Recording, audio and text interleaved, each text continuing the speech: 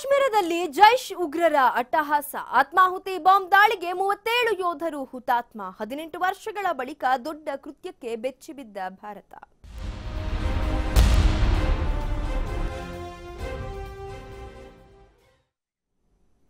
ಪ್ರಧಾನಿ ಮೋದಿ ನೇತೃತ್ವದಲ್ಲಿ ಬಿಸಿ ಬಿಸಿ ಚರ್ಚೆ ನಡೀತಾ ಇದೆ. ಪಾಕ್ ಮೇಲೆ ಮತ್ತೊಂದು ಸರ್ಜಿಕಲ್ ಸ್ಟ್ರೈಕ್ ನಡೆಯುತ್ತಾ?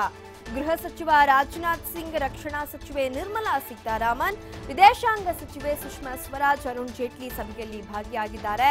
ಇಂದು ನಿಗದಿಯಾಗಿದ್ದ ಮೋದಿಯ ಎಲ್ಲಾ ಕಾರ್ಯಕ್ರಮಗಳಲ್ಲೂ ಕೂಡ ಬದಲಾವಣೆಯಾಗಿದೆ. ಯಾವುದೇ ರ್ಯಾಲಿಯಲ್ಲಿ ಪ್ರಧಾನಿ ಮೋದಿ ಭಾಗಿಯಾಗಲ್ಲ. ಇವತ್ತು ಸಭೆಗಳ ಮೇಲೆ ಸಭೆ ನಡೆಯಲಿದೆ.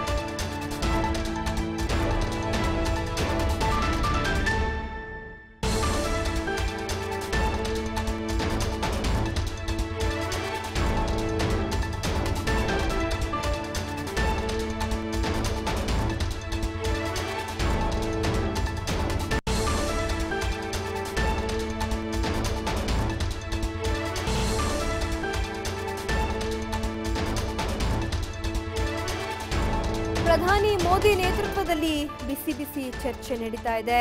ಉಗ್ರರ ದಾಳಿಗೆ ಸಂಬಂಧಪಟ್ಟಂತ ಚರ್ಚೆ ಇದಾಗಿದೆ. ಪಾಕ್ ಮೇಲೆ ಮತ್ತೊಂದು ಸರ್ಜಿಕಲ್ ಸ್ಟ್ರೈಕ್ ನಡೀಬೇಕು ಅನ್ನುವಂಥದ್ದು ಕೋಟ್ಯಾಂತರ ಭಾರತೀಯರ ನಿರೀಕ್ಷೆಯಾಗಿದೆ. ಒಂದು ತಕ್ಕ ಪ್ರತ್ಯುತ್ತರವನ್ನ, ಈ ದಾಳಿಗೆ ತಕ್ಕ ಪ್ರತ್ಯುತ್ತರವನ್ನ ನೀಡಲೇಬೇಕು ಅನ್ನುವಂಥದ್ದು ಭಾರತೀಯರ ಒತ್ತಾಸೆಯಾಗಿದೆ. ಇವತ್ತು ಸಭೆಯಲ್ಲಿ ಸಾಕಷ್ಟು ವಿಚಾರಗಳಿಗೆ ಸಂಬಂಧಪಟ್ಟಂತ ಚರ್ಚೆ ಆಗ್ತಾ ಇದೆ. ದಾಳಿಗೆ ಕಾರಣ ಏನಿರಬಹುದು, ಯಾವ ರೀತಿಯಾದಂತಹ ದಾಳಿ ಇದಾಗಿದೆ, ಮುಂದಿನ ದಿನಗಳಲ್ಲಿ ಯಾವ ರೀತಿಯಾದಂತಹ ಒಂದು ಕ್ರಮಕ್ಕೆ ಮುಂದಾಗಬೇಕು ಅನ್ನುವಂಥದ್ದು. ಅಂದ್ರೆ ಇದೆಲ್ಲ ಆಲ್ ಆಫ್ ಅ ಸಡನ್ ಆಗುವಂತಹ ಅಥವಾ ತೆಗೆದುಕೊಳ್ಳುವಂತಹ ಕ್ರಮಗಳಲ್ಲ. ತುಂಬಾ ಲಾಂಗ್ ಪ್ರೊಸೀಜರ್ಗಳಿರುತ್ತೆ, ಅದಕ್ಕೆ ಬೇಕಾದಂತಹ ಸಿದ್ಧತೆಗಳಾಗಬೇಕಾಗತ್ತೆ. ಸೊ ಯಾವುದೂ ಕೂಡ ಅಂದುಕೊಂಡಷ್ಟು ಸುಲಭವಾಗಿರುವಂತಹ ವಿಚಾರಗಳಿದಲ್ಲ. ಹಾಗಾಗಿ ಸಭೆಗಳ ಮೇಲೆ ಸಭೆಗಳು ನಡೀತಾ ಇದೆ. ಪ್ರಧಾನಿ ಮೋದಿ ಅವರ ಇವತ್ತಿನ ಶೆಡ್ಯೂಲ್ನಲ್ಲಿ ಸಾಕಷ್ಟು ಬದಲಾವಣೆಗಳಾಗಿದೆ.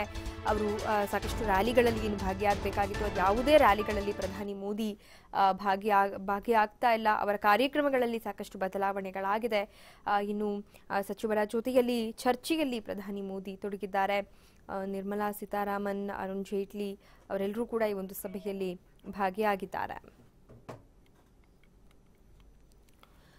ಪ್ರಧಾನಿ ಮೋದಿ ನೇತೃತ್ವದಲ್ಲಿ ಸಾಕಷ್ಟು ಚರ್ಚೆಗಳಾಗ್ತಾ ಇದೆ.